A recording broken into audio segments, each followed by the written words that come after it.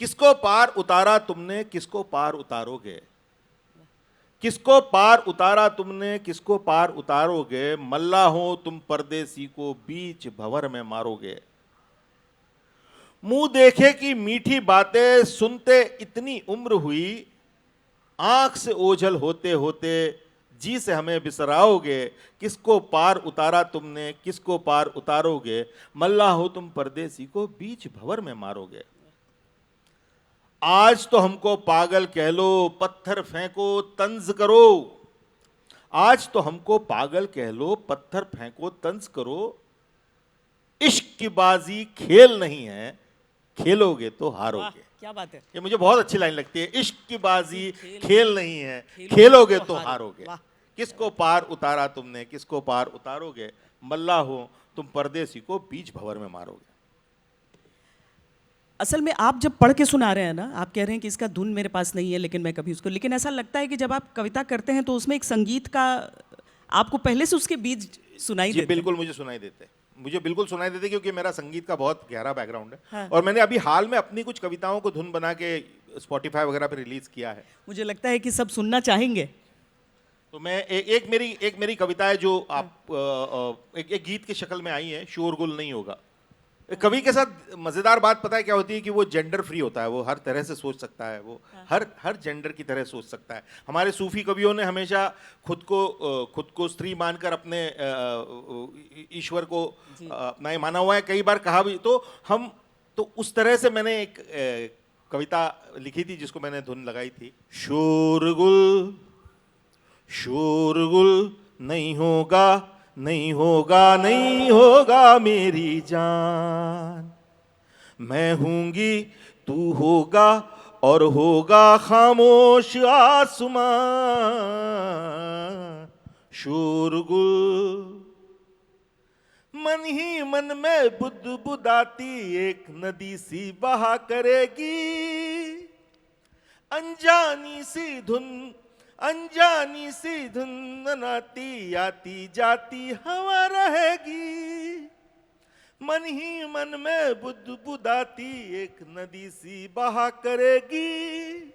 अनजानी धुन गुनगुनाती आती जाती हवा रहेगी। तेरी धड़कन क्या कहती है सुनूंगी तेरे सीने पे रख के कान। मैं हूंगी तू होगा और होगा खामोश आसमां। शोरगुल तेरी उंगलियों में गूंथ लूंगी उंगलियां मेरी। तुझे गेसुओं से ढक करके मैं कर लूंगी रात गहरी। तेरी उंगलियों में गूंथ लूंगी उंगलियां मेरी। तुझे गेसुओं से ढक करके मैं कर लूंगी रात गहरी। फिर सर को झुका के हौले से, फिर सर को झुका के हौले से मैं चूम लूंगी चांद। मैं हूंगी तू होगा और होगा खामोश आसमां। शोरगुल नहीं होगा। वाह, कितना सरल और कितना सटीक। बिल्कुल।